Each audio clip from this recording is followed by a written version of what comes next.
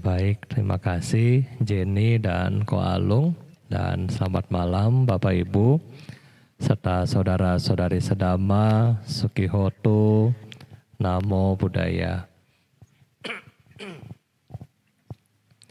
Pada kesempatan hari ini,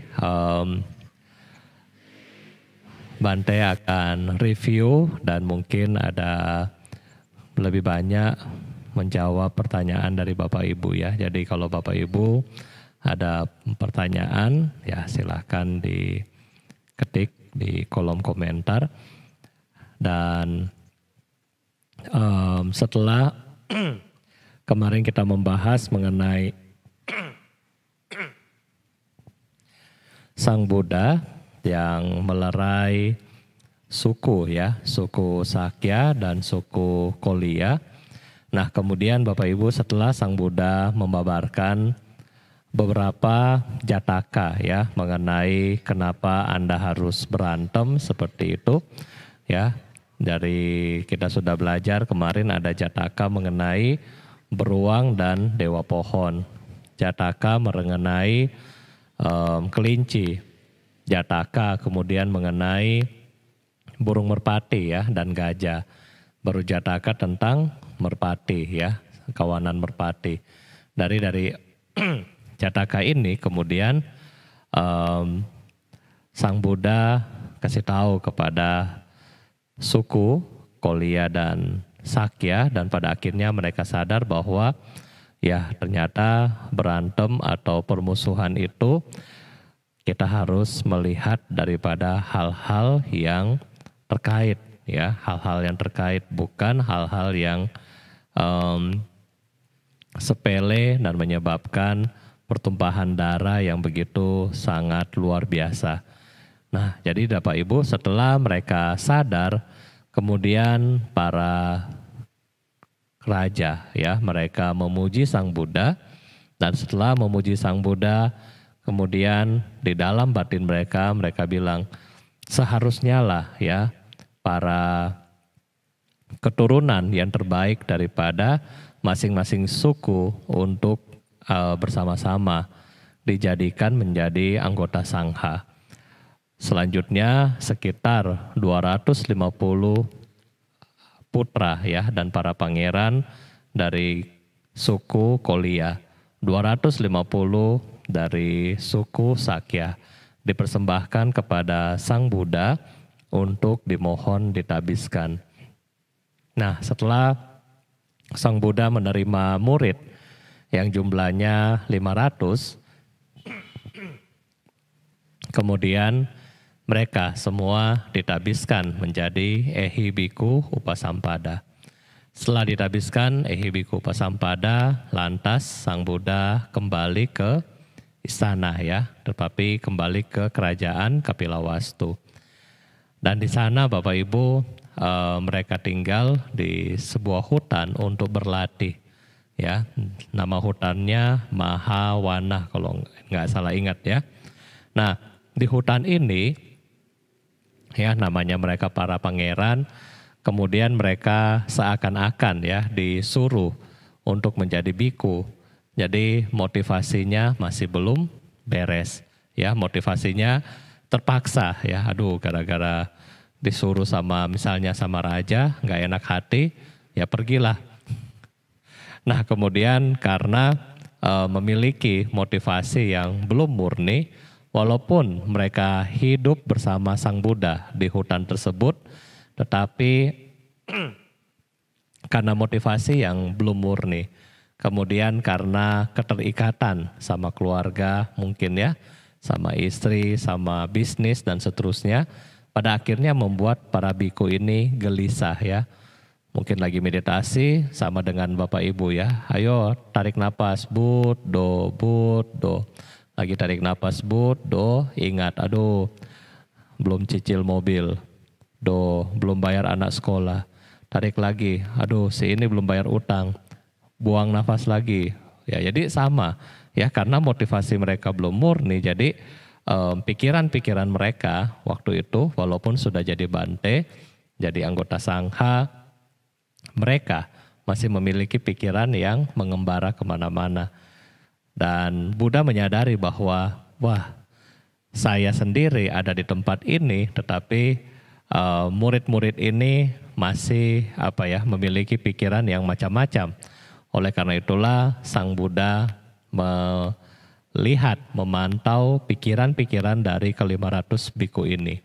Setiap hari ketika para biku pindapata, ya, setiap kali habis pindapata mereka ingat rumah. Mereka ingat yang tadi yang kasih dana makan itu mama saya. Mereka ingat yang kasih dana makan itu mantan istrinya, mantan anak, dan seterusnya. Dan kemudian ketika mereka menerima dana makan, kadang-kadang dari istrinya bilang, ayo kapan pulang? Usaha kita lesu dan seterusnya. Jadi mereka pada akhirnya sangat-sangat gelisah, ya. Sang Buddha mengetahui pikiran mereka dan menjaga mereka, ya, seperti dibilang di teks bahwa seperti seorang ibu yang menjaga satu-satunya anak. Jadi setiap masing-masing pikiran dari 500 biku ini dipantau oleh Sang Buddha. Nah, kemudian Bapak Ibu, Sang Buddha punya cara, ya, bagaimana 500 biku ini agar pikiran mereka kembali lurus, motivasi mereka menjadi lebih baik, ya. Suatu saat kemudian Sang Buddha memberitahukan kepada 500 biku ini, wahai para ahuso, mari ya kita pergi ke satu tempat. Siapa yang sudah pernah pergi ke Himalaya? 500 bilang kompak, gak ada yang bisa, gak ada yang pernah pergi. Mau pergi gak? Semua mau. Tapi mereka tanya, bagaimana caranya? Karena Himalaya itu sangat jauh. Kemudian Sang Buddha bilang, kalian akan ikut saya dengan cara terbang, ya. Jadi Sang Buddha mengajak ke-500 biku tersebut itu terbang, ya, melintasi pegunungan Himalaya. Kalau di teks dibilang banyak sekali gunung, yang ada gunung kaca dan seterusnya, ya mungkin ini istilah.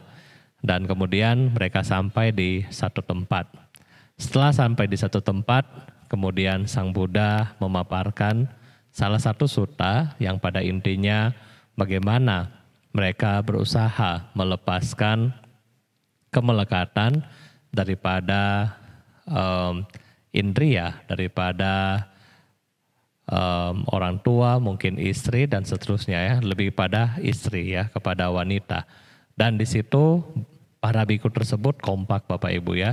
Mereka rata-rata mencapai tingkat pencerahan, yaitu yang pertama, Sotapanna. Setelah mereka mencapai tingkat Sotapanna, tadi mereka diantar sama Sang Buddha karena mereka sudah mencapai tingkat Sotapanna semua.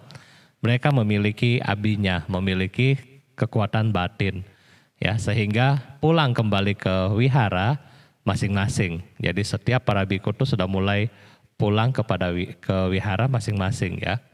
Kemudian 500 biku mulai berpikir, kita kan kemarin masih melekat, sekarang kita sudah tidak melekat lagi. Berarti Sang Buddha ini memiliki hal yang luar biasa untuk membuat kita lebih bahagia. Jadi 500 biku sudah tidak pikir lagi untuk bagaimana mereka pulang, tetapi bagaimana menuju kemantapan batin selanjutnya. Kemudian mereka memohon kepada Sang Buddha untuk mengajarkan meditasi, dan setelah Sang Buddha mengajarkan meditasi, para biku ini berlatih di hutan tersebut, masing-masing berlatih, dan satu-satu mereka mencapai tingkat-tingkat arahat, ya. Nah, Bapak Ibu, mungkin cerita ini sampai di sini dari Bante. Dan setelah para biku 500 mencapai tingkat arahat, kemudian di sini dimulailah mengenai sejarah, ya. Sejarah pembabaran Mahasamaya Sutta. Ya, mungkin Mahasamaya Sutta kita akan baca besok bersama di hari Sabtu. Dan mengenai detail daripada sutanya kita akan bahas hari Senin, ya. Jadi ini kita melihat bahwa Sang Buddha sangat luar biasa, ya, mengetahui pikiran semua makhluk dan juga mengetahui cara untuk membimbing mereka dari yang memiliki kemelekatan yang luar biasa menjadi tingkat kesucian pertama dan kemudian mereka dibawa menuju tingkat kesucian arahat. Nah, mungkin ini yang bisa Bante sampaikan buat hari ini. Kalau Bapak Ibu ada bertanya, silahkan. Terima kasih. Ya, kok silahkan. Bante, tadi Bante cerita ke 500 muridnya diajak terbang ke Himalaya ya Bante ya? Iya, jadi 500 biku diajak ya dengan menggunakan abinya. Sang Buddha mengajak mereka ya seakan-akan terbang ke situ. Oh, berarti bukan ada tempat di Himalaya yang Buddha membabarkan dhamanya di sana ya Bante? Atau itu hanya abhinayanya saja yang ke sana? Oh, jadi para Bante ini mereka diajak. Jadi para Bante ini benar-benar diajak terbang ya. Jadi ada satu tempat, ada di teks di dalam riwayat Agung para Buddha. Nah, di situ ada satu tempat yang dikatakan datar ya, datar cukup luas, dan di situ para biku bisa berkumpul di situ. Maksudnya bisa muat mereka ya. Jadi para biku bisa berkumpul di sana dan kemudian Sang Buddha membabarkan salah satu sutta itu ya, bagaimana cara untuk merenungkan ya, melepaskan kemelekatan daripada wanita ya di situ. Baik Bante, ini ada pertanyaan dari Yenien. Bante izin bertanya, kalau orang yang gantung diri atau bunuh diri itu rohnya kemana ya? Misalnya kalau yang gantung diri itu agamanya Kristen, lalu parita apa supaya rohnya itu tidak diganggu? Terima kasih Bante. Ya baik, jadi kalau misalnya mereka yang melakukan perbuatan bunuh diri, ya jadi kalau dalam kacamata agama Buddha maka mereka akan terlahir di alam yang kurang baik ya, alam yang kurang baik. Kalaupun mereka kembali lahir di alam manusia, maka mereka akan terlahir kembali dengan kondisi akan melakukan hal yang sama ya. Misalnya mungkin di kehidupan ini dia gantung diri, kehidupan berikutnya mungkin dia loncat dan seterusnya. Jadi ini dia akan memiliki rasa untuk melakukan ini terus dan menerus, bahkan dibilang sampai 500 kali. Kalaupun dia jatuh ke alam rendah, maka mereka akan lahir di alam neraka ya. Jadi Bante lupa satu neraka, kita tahu ada 8 neraka panas, dan salah satu neraka akan menampung mereka-mereka yang melakukan ya kegiatan seperti ini ya.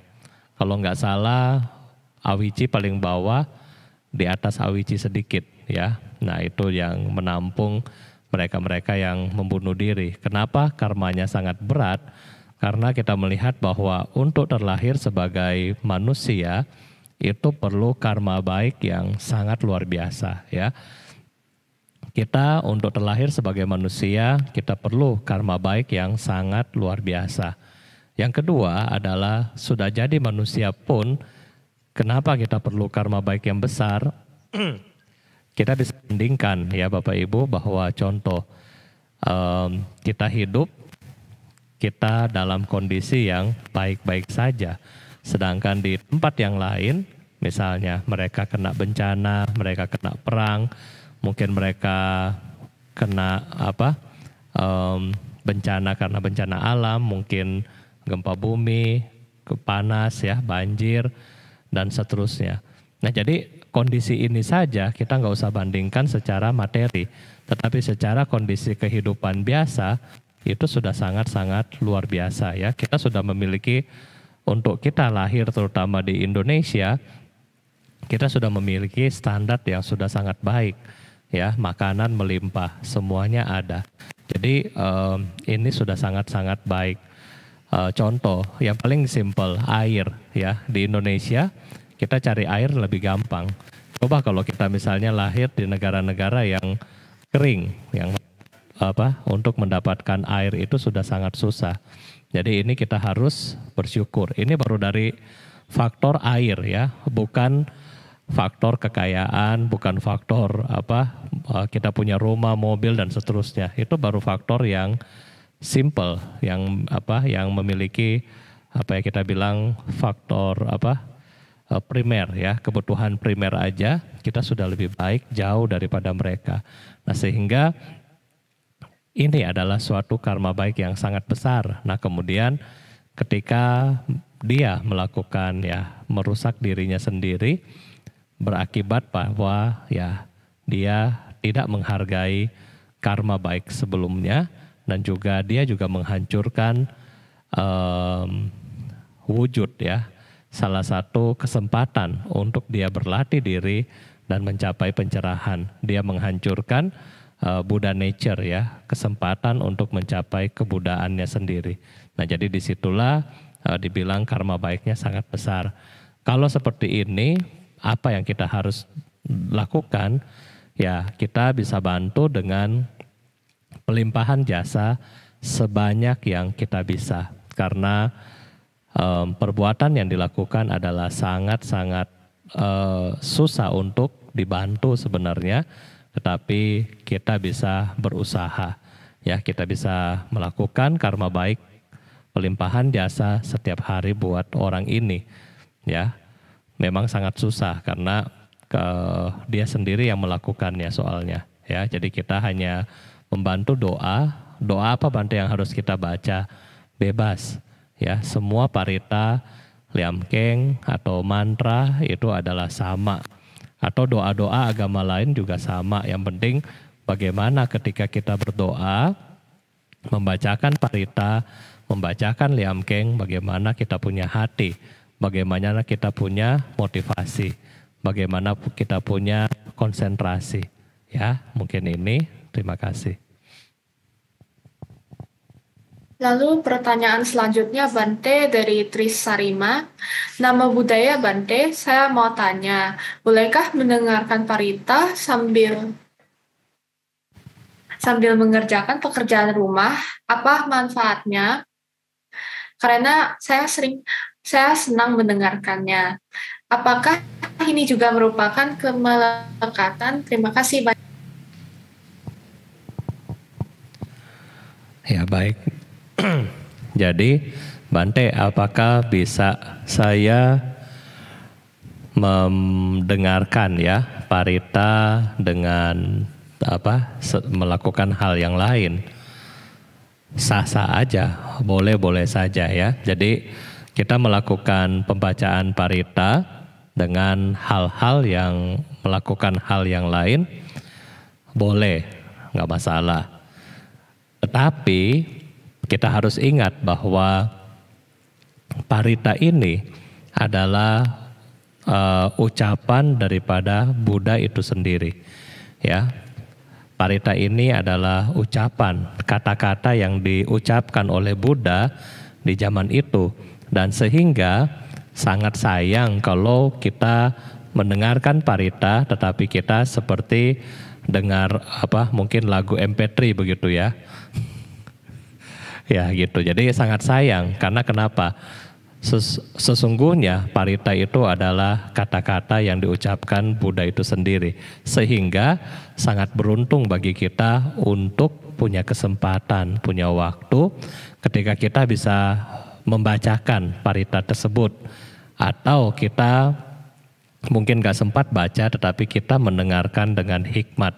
Sehingga kita sadari betul bahwa kita beruntung untuk mendengarkan apa yang Buddha ucapkan di masa itu, di masa lampau, ya. Dan kemudian kalau kita tidak memahami, kita bisa punya kesempatan untuk membaca artinya.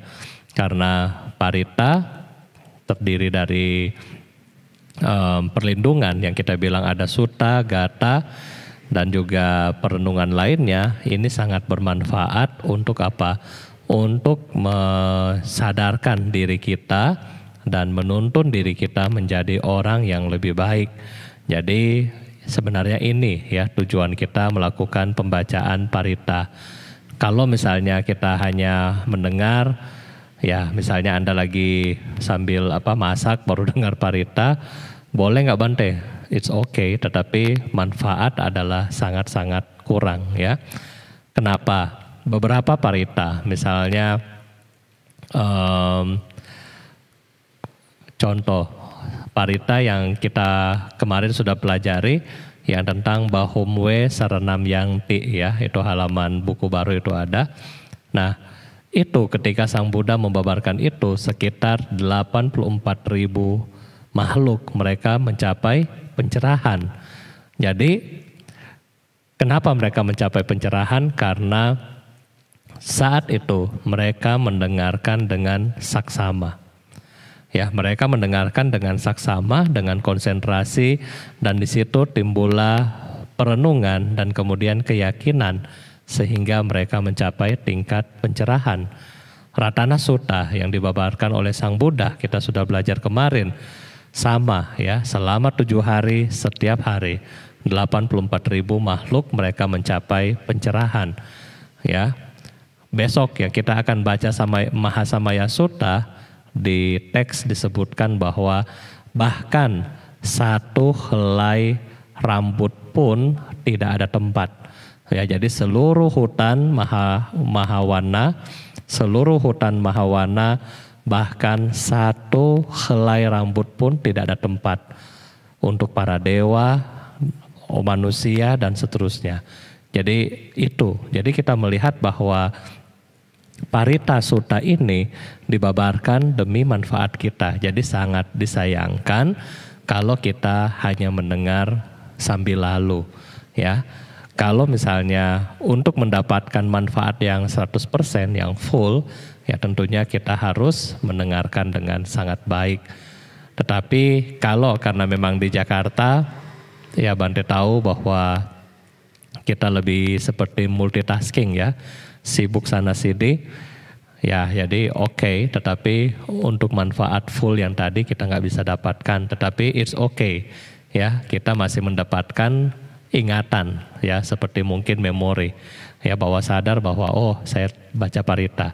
Ini juga bermanfaat ketika nanti kita sedang mungkin Anda sedang punya masalah dan seterusnya, di situ muncul kekuatan daripada ingatan Anda dari situ ya. Jadi boleh nggak Bante? Boleh-boleh aja ya. Kita boleh-boleh aja, tergantung daripada bagaimana kita punya kebijaksanaan menyikapi ini.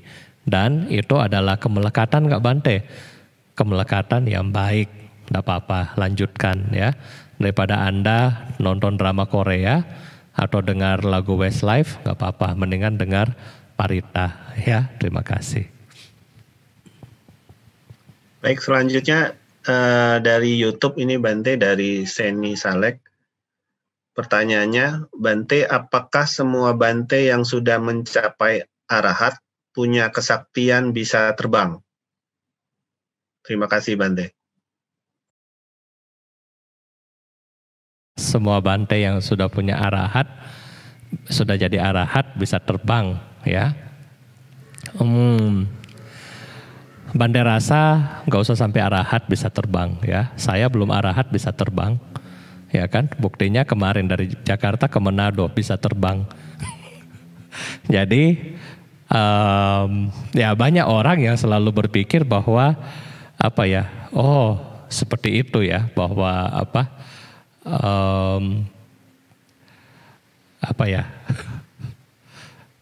ya banyak orang yang berpikir ini ya, maksudnya mungkin Ciseni berpikir ya harus seperti itu. Enggak juga Ciseni ya.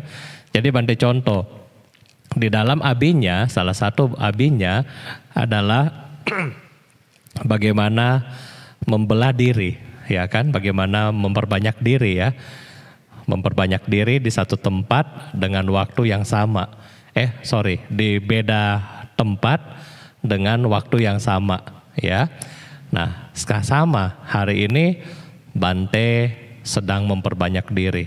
Ko Alung sedang memperbanyak diri, Jenny sedang memperbanyak diri. Kenapa? Kita hadir di setiap rumah Bapak Ibu yang punya koneksi dengan kita, yang mengikuti program ini. Nah jadi ini ya sekarang.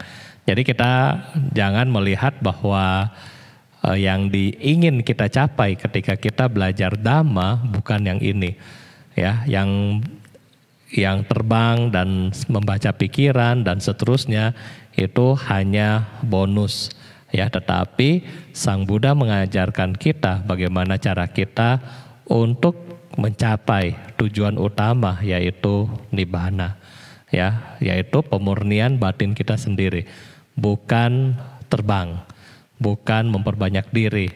Dan ini adalah satu cerita, satu ilustrasi yang Sang Buddha bicara secara langsung, ya. Ya mungkin Bapak Ibu sudah pernah dengar ketika Sang Buddha sampai di sungai.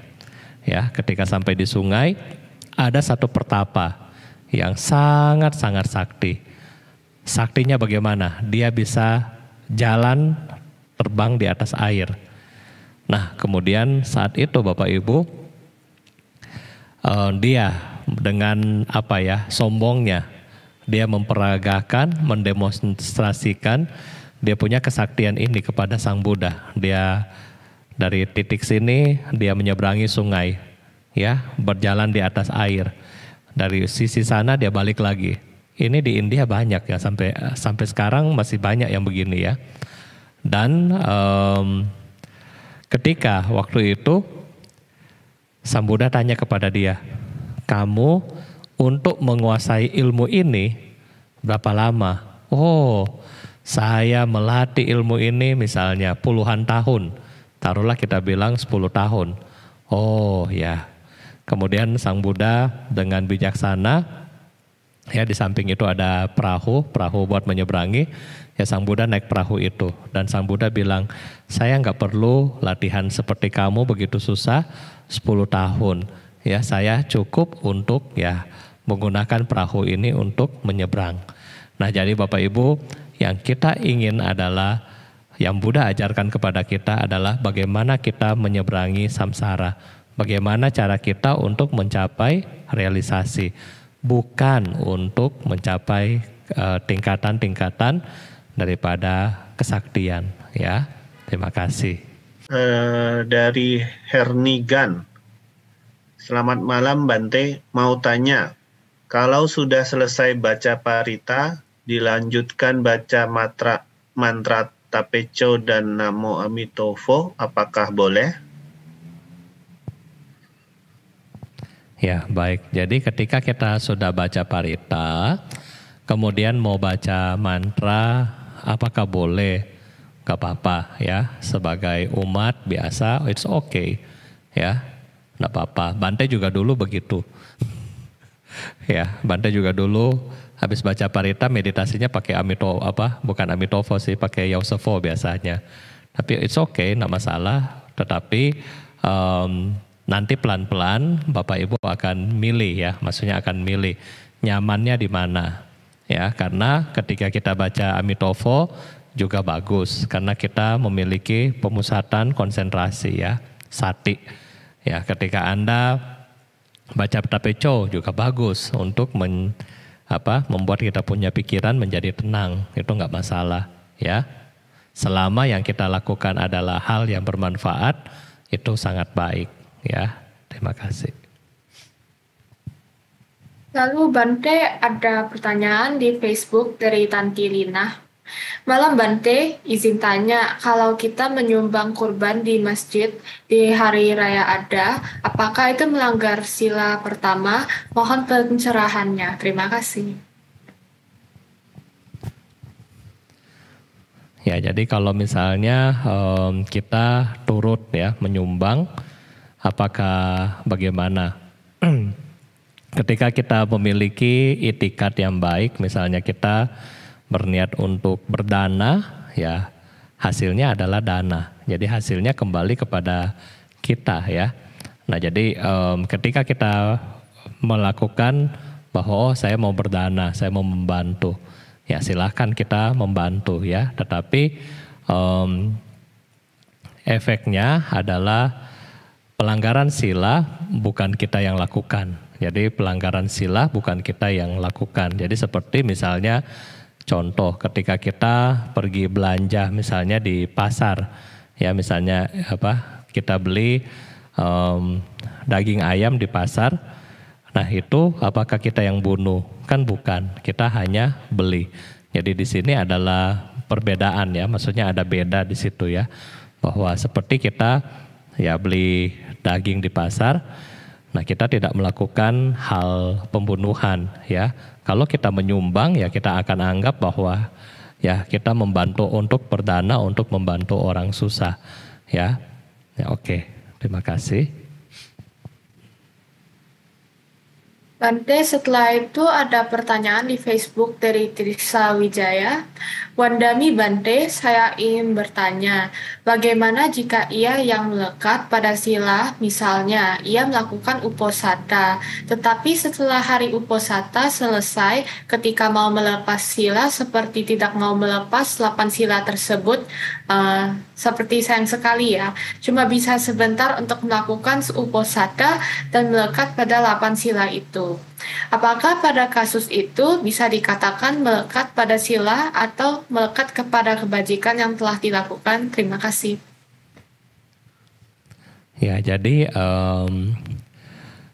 kemelekatan, ya. Jadi kalau kita melihat kemelekatan, Bante juga waktu masih umat suka diskusi mengenai kemelekatan ini ya. Saya suka diskusi sama Suhu. Jadi sama Suhu Dharmapala ya mengenai kemelekatan. Nah Suhu cuma bilang begini, nggak apa-apa. Yang penting lo melekat sama yang baik-baik itu oke ya. Jadi nggak apa-apa melekat sama misalnya Anda suka baca buku Dhamma, Anda suka beli buku Dhamma, atau Anda melekat sama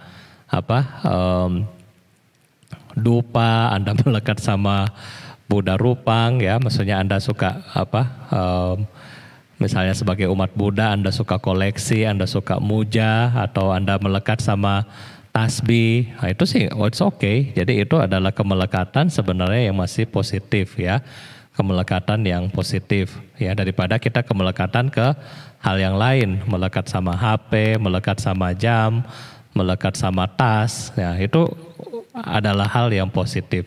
Nah, terutama di sini adalah melekat sama sila. Apa itu nggak boleh, Bante? Itu nggak masalah, karena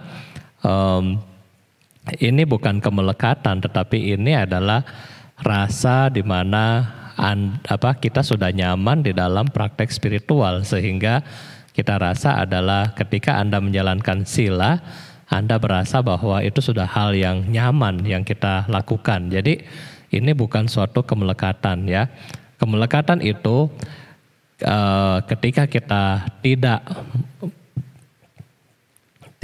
menjalankan, maka kita akan sangat-sangat sedih, kita akan sangat-sangat mungkin kecewa, stres dan seterusnya. Tetapi ketika kita di sini melaksanakan sila, ya kita berusaha bahwa kita tahu bahwa sila itu adalah hal yang baik, maka ini adalah kemelekatan, kalaupun dibilang kemelekatan yang sangat bagus ya.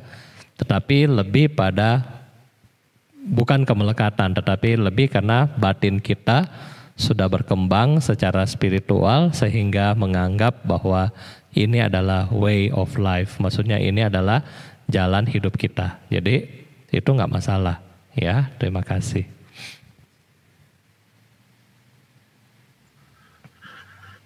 Selanjutnya Bante ada dari YouTube, dari Ibu Miming.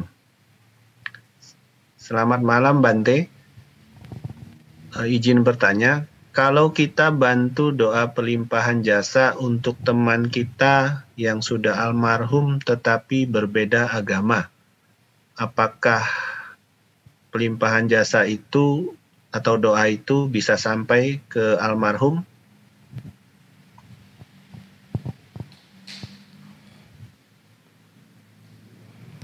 Baik, jadi ketika kita berdoa yang Bapak Ibu harus ingat adalah doa sifatnya universal. Ya, doa sifatnya universal. Misalnya Bante bilang begini, kita baca secara Pali. Kenapa tadi Bante bilang gak apa-apa Anda mau baca Pali, mau liamkeng, ya, kadang-kadang mau baca mantra, it's okay. Karena tujuan daripada kita berdoa, doa ini adalah kata-kata yang positif. Kata-kata yang positif. Bahkan Bante sendiri ketika orang yang sakit, orang yang mendekati ajal, kadang-kadang saya tanya ke keluarga, dia biasanya kemana? Oh, enggak pernah ke wihara, paling cuma pai-pai. Kalau biasa begitu Bante langsung bilang, sudah Nianfo aja. Karena begitu kenal kata Nianfo, dia langsung ingat, oh Amitofo, dia bisa ikuti. Nah, kenapa begitu? Karena doa adalah kata-kata positif, di mana kita menyampaikan kata-kata positif ini untuk apa sih? Untuk kebahagiaan. Kita semua agama, semua doa tidak ada untuk merusak. Semua doa adalah kata-kata positif yang dibangun untuk apa? Mengembangkan batin kita, untuk mengembangkan jiwa kita, untuk mengembangkan diri kita, untuk mengurangi kejahatan di dalam diri dan di luar diri. Itu adalah doa. Jadi apapun doa yang kita sampaikan, ya, kita makhluk-makhluk yang agama apapun, teman-teman kita dan seterusnya, mereka akan tetap mendapatkan manfaat, ya, mereka akan mendapatkan manfaat. Jadi kita jangan sampai patah semangat atau kita membeda-bedakan, itu nggak apa-apa. Selama kita bisa melakukan kebajikan, kita lakukan, ya. Bante kasih contoh, kita misalnya mendoakan, contoh yang paling gampang, kita nggak usah agama yang lain, tetapi leluhur kita sendiri, ya, leluhur kita sendiri. Bante mau tanya, leluhur kita sendiri, apakah mereka ke wihara? Apakah mereka baca parita? Apakah mereka mengerti parita? Enggak. Ya, rata-rata leluhur kita enggak ke wihara. Ya kan? Leluhur kita, opa oma biasanya apa? Sudah berbuat baik, pai-pai tiam hio, selesai. Suruh baca Nakmotasa, bisa enggak? Enggak bisa. Suruh baca Karania, bisa enggak? Enggak bisa. Apalagi tadi Dhammacakka, kita bacain, dia enggak ngerti. Tetapi bukan itu poinnya. Poinnya adalah kita punya welas asih, kita punya motivasi sebelum kita berdoa. Kenapa? Sebelum kita sembahyang, kita bertekad, semoga kekuatan doa ini, semoga kekuatan kebajikan ini melimpah kepada semua makhluk yang ada hubungan karma dengan kita. Dan semoga semua makhluk yang sedang menderita, mereka turut berbahagia. Baru kita sembahyang, ya kan? Baru kita sembahyang. Nah, disitulah itu adalah motivasi ini yang menjadi getaran energi yang positif buat mereka, sehingga mereka tahu apa yang kita doakan. Yang kedua adalah makhluk-makhluk yang tidak terlihat, ya, mereka tidak mendengar doa kita, tetapi mereka membaca lebih kepada pikiran kita. Ketika Anda baca doa, misalnya sudah keren gayanya begini, sudah keren nih, tetapi pikirannya kemana-mana, ya, pikirannya kemana-mana, pikiran misalnya negatif, tapi bacanya benar, doanya benar, dia ngerti. Dia nggak dengar doa Anda, tetapi dia tahu pikiran kita, ya. Jadi motivasi, pikiran dan konsentrasi ini penting di dalam kita berdoa, ya. Di dalam kita baca parita, di dalam Anda baca liamkeng, di dalam Anda baca mantra. Ini adalah yang penting. Nah, kepentingan inilah yang bisa diterima oleh makhluk-makhluk yang ini, ya. Mereka sedang menderita, mereka sedang mereka sedang menderita, mungkin mereka sedang kesusahan, mereka sedang punya kemelekatan.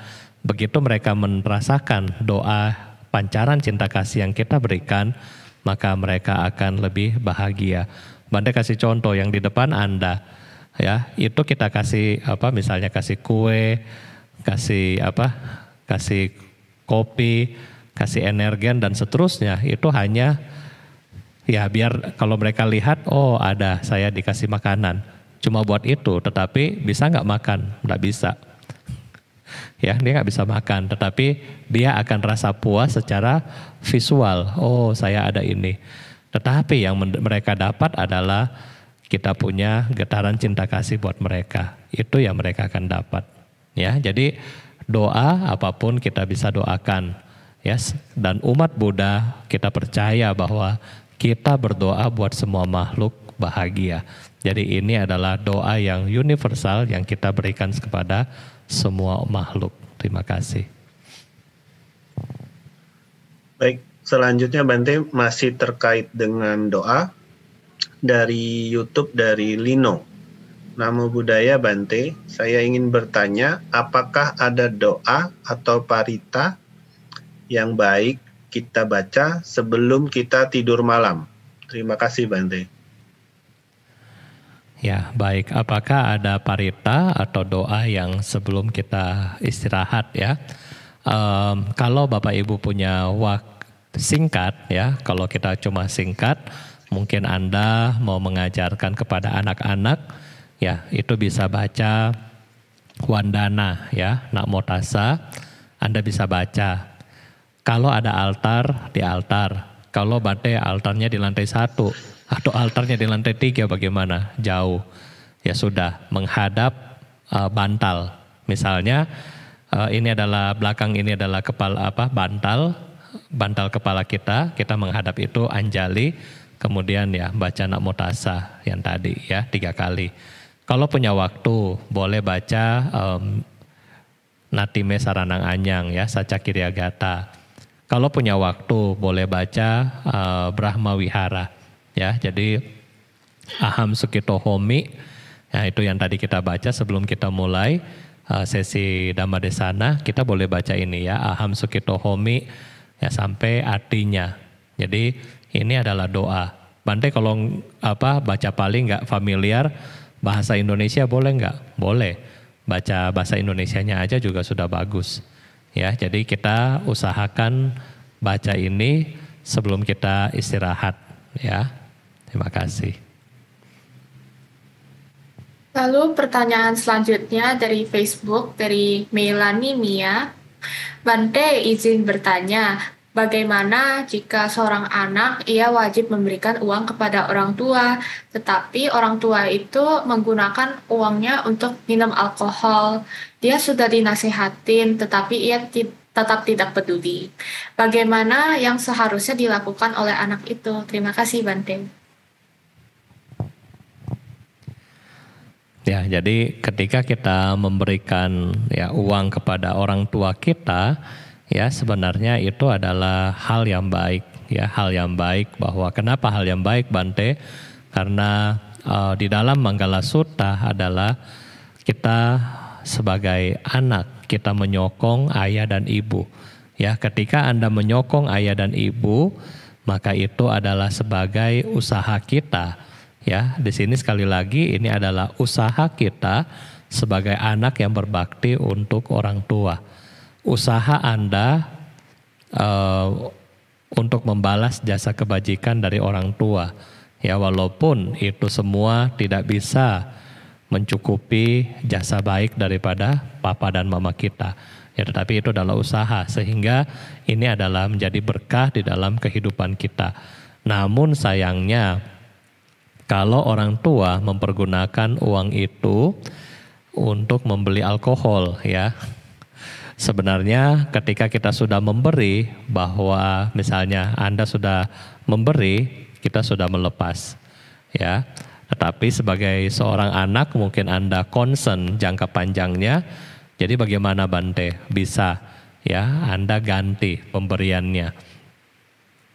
Ganti pemberiannya untuk apa? Misalnya kita sudah tahu bahwa orang tua kita suka judi, orang tua kita misalnya suka mabuk atau dia suka ngerokok, jangan kasih duit cash, ya boleh kasih duit cash sedikit, sisanya penuhi kebutuhannya yang lain. Misalnya bagi Anda yang mampu untuk beli asuransi, kasih asuransi. Bagi Anda yang mampu beli suplemen biar dia sehat, kasih suplemen. Bagi Anda yang bisa beli baju, kasih baju. Bagi Anda yang bisa beli makanan, beli makanan.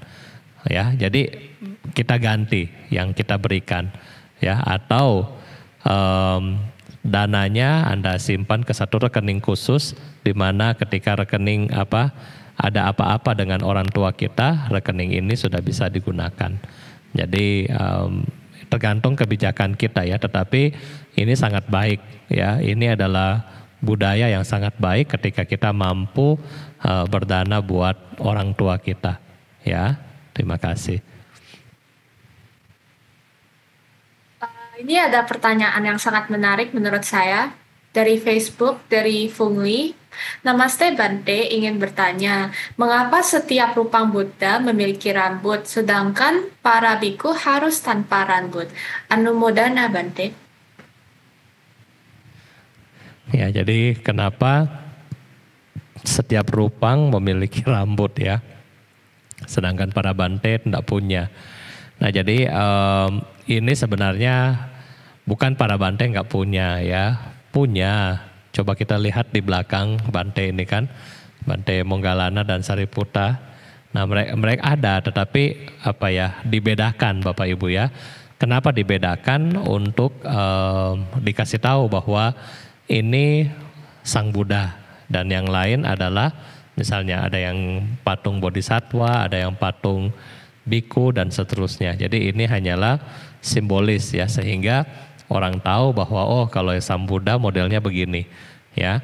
Jadi ini simbolis. Dan yang kedua kita tahu bahwa Sang Buddha memiliki 32 ciri manusia agung ya, Mahapurisa. Nah, Mahapurisa ini kemudian digambarkan oleh artis ya, istilahnya mereka yang bagian seni, mereka menggambarkan ini, mewujudkan di dalam gambar maupun di dalam rupang. Nah, sehingga dibuatkanlah model yang seperti saat ini yang kita lihat rupang-rupang yang ada. Ya, seperti rambut Sang Buddha kalau dibilang seperti keong ya. Jadi rambutnya seperti keong. Warnanya bukan warna kayak kita biasa hitam ya. Kalau warna kita biasa hitam, pirang, putih. Ya, tetapi warna rambut dari Sang Buddha kalau dibilang secara teks itu warna birunya agak dongker ya, biru gelap ya, warna biru mungkin seperti warna biru SMP gitu ya, seragam SMP agak gelap.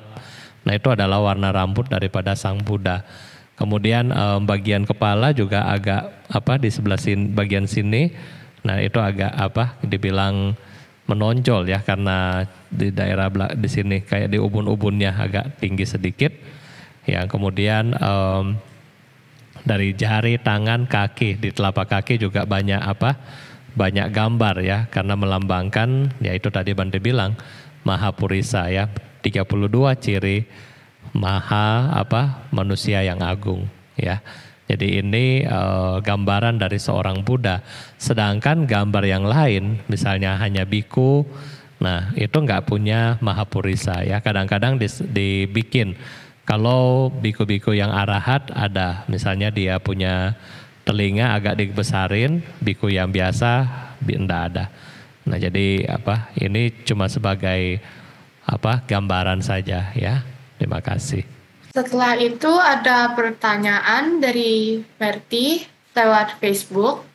Selamat malam Bante, saya mau bertanya, kalau saya bertekad ingin menjalankan atasila tetapi saya lagi kurang sehat, khususnya lagi sakit ma, apakah saya tidak bisa melaksanakan sila ini dengan baik? Jadi sebaiknya saya harus melaksanakan Pancasila atau atasila? Terima kasih Bante. Baik, jadi untuk pertanyaan Bu Merti, kalau misalnya saya lagi sakit ma, apakah saya tidak melaksanakan atasila, Pancasila saja ya? Jadi Bapak Ibu, seperti besok hari adalah hari Uposatha, Dan Bante menganjurkan Anda berusaha ya menjalankan Pancasila maupun Atasila. Bagi Bapak Ibu yang pengen mencoba, ya misalnya seperti kasusnya Bu Merti ketika saya sedang sakit, bagaimana? Ketika Anda sedang sakit ada pengecualian ya, ada pengecualian. Ya mudah-mudahan sakit mahnya nggak ada waktu itu. Tetapi kalau Anda punya tekad untuk menjalankan Atasila, boleh nggak ambil Bante? Boleh, nggak masalah ya. Ketika Anda mau minum obat, diperkenankan untuk makan. Ya misalnya makan yang sedikit saja, misalnya mungkin Havermut atau mungkin mesti makan biskuit. Kalau contoh yang mau minum amoxicillin atau obat-obat yang harus makan ketika sedang sakit boleh ya. Kami juga para biku juga sama ya. Kami ketika sedang sakit kami juga boleh mengkonsumsi makanan, itu nggak masalah. Jadi apakah itu melanggar? Di situ tidak melanggar karena sila kecuali sakit ya. Sila-sila ini kecuali kita sedang sakit maka ini di pengecualian ya. Jadi ini istilahnya dikecualikan kalau kita memang sakit, boleh diambil ya. Kalau misalnya Bapak Ibu rasa Bante saya takut sudah ngomong tapi saya nggak jalankan, bagaimana? Boleh ambil yang lain, misalnya Anda ambil yang sila ke-7, ke-8, nah itu boleh diambil, yang 6 nggak usah baca nggak apa-apa ya. Jadi daripada nanti cuma Pancasila, kalau misalnya kita tambah 2 kan lebih bagus. Ya, terima kasih. Bante, ada pertanyaan di Facebook dari Vincent. Selamat malam Bante, bagaimana mengajarkan anak yang tidak percaya Tuhan dan agama? Terima kasih. Ya, bagaimana untuk mengajarkan anak yang tidak percaya Tuhan dan agama? Zaman sekarang ya mungkin zaman kita bilang zaman milenial, generasi Z generation, Gen Z ya. Gen Z banyak listrik makanya. Karena kenapa banyak listrik? Boros ya, main game ya kan, main game, nonton YouTube, nonton drakor, Netflix segala macam dah. Jadi dibilang Gen Z ya. Butuh Gen Z di rumah. Ya, karena zaman sekarang Bante melihat juga ke depan lebih ke arah sekuler ya. Sekuler itu mereka nggak percaya agama, yang penting berbuat baik. Ya, mereka nggak percaya Tuhan, yang penting mereka berbuat baik, itu sudah cukup menurut mereka. Ini banyak di negara-negara maju, dan di Indonesia Bante rasa kita menuju ke sana. Ya, karena sudah mulai banyak yang ya mereka merasa nggak perlu, agama itu nggak perlu. Ya. Nah, jadi bagaimana Bante caranya? Kita sebagai orang tua memiliki kewajiban. Di dalam Sikolowada Sutta, sebagai orang tua Anda ya memiliki beberapa kewajiban. Yang satunya adalah bagaimana menyiapkan warisan kepada anak-anak kita. Yang kedua, bagaimana mengajarkan mereka untuk menjadi orang baik. Ya, mengajarkan mereka untuk menjadi orang baik. Nah, sehingga untuk mengajarkan mereka menjadi orang baik adalah kitanya sebagai orang tua yang kasih contoh. Kalau kita sebagai orang tua nggak pernah kasih contoh kepada anak-anak kita, mana mau ikut? Ya, contoh. Anda sedang merokok, kemudian Anda kasih ajar kepada anak Anda, jangan ngerokok ya dek ya, mana dia dengar? Anda sedang main game, terus Anda ngomong ke anak Anda, jangan main game dek ya, mana dia dengar? Ya, jadi sebagai orang tua kita yang harus kasih contoh. Bante sedih ketika zaman normal ya sebelum COVID, kita di Cetya Panyasika itu tanya Ko Alung ya. Ko Alung termasuk yang ngurusin anak sekolah minggu. Rata-rata orang tua itu hanya ngedrop ya. Hanya ngedrop di depan Cetya, kemudian dia pulang tidur. Nanti jam 11 anak-anak pulang, dia datang lagi jemput. Jadi ketika kita punya cara seperti itu, nggak heran ketika dia sudah besar dia cuma ingat, oh papa saya juga dulu begitu. Ya, karena kita yang kasih contoh. Kalau kita mau sungguh-sungguh mendidik anak kita menjadi orang yang baik, bagaimana kita make sure mereka di dalam spiritual, orang tua kasih contoh. Orang tua yang mengajak, bukan bante. Ya, percuma bante ajak kalau papa mamanya nggak kasih contoh ya. Jadi papa mama kasih contoh kepada anak-anaknya sehingga anak-anak bisa untuk mengikuti dengan baik ya. Jadi ini yang harus Anda kasih contoh dulu Bapak Ibu ya. Anda kasih contoh. Terima kasih. Baik Bante, ini mungkin pertanyaan terakhir ada di YouTube.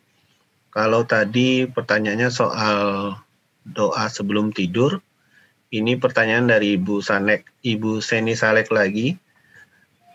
Untuk doa sebelum makan Bante. Baik Bante, kalau kita doa sebelum makan apa? Karena memang umat Buddha, terus terang ya, umat Buddha itu kalau disuruh berdoa bingung ya.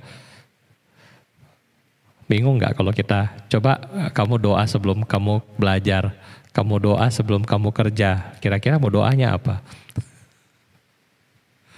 Ya, ketika kita sebelum makan, apa yang kita perlu doakan? Kita merenungkan kembali bahwa kita merenungkan kembali bahwa kita ada hari ini. Kita sebagai siswa daripada Sang Buddha. Oleh karena itulah kita mengusahakan sebelum kita mengkonsumsi makanan dan seterusnya, kita bisa doakan. Kalau Bante lebih pas dengan itu ya. Kalau di Mahayana mereka biasanya ada Kunyang Fo, Kunyang Fa, Kunyang Sen. Sorry kalau Mandarinnya kurang bagus. Nah jadi kita mempersembahkan ini kepada Triratna. Ya, ini sama ketika Bante ikut acaranya di Tibet, biasanya His Holiness Karmapa sebelum mereka makan, mereka biasa mempersembahkan makanan ini kepada para Buddha, Dhamma dan Arya Sangga ya. Mereka mempersembahkan ini kepada semua makhluk yang kelaparan. Nah, di situ baru habis itu mereka mengkonsumsi. Jadi kita bisa menggunakan cara ini, nggak apa-apa ya. Ini cara yang bagus, boleh kita ikut. Saya sebelum makan, saya mempersembahkan ini kepada Buddha, Dhamma dan Sangga.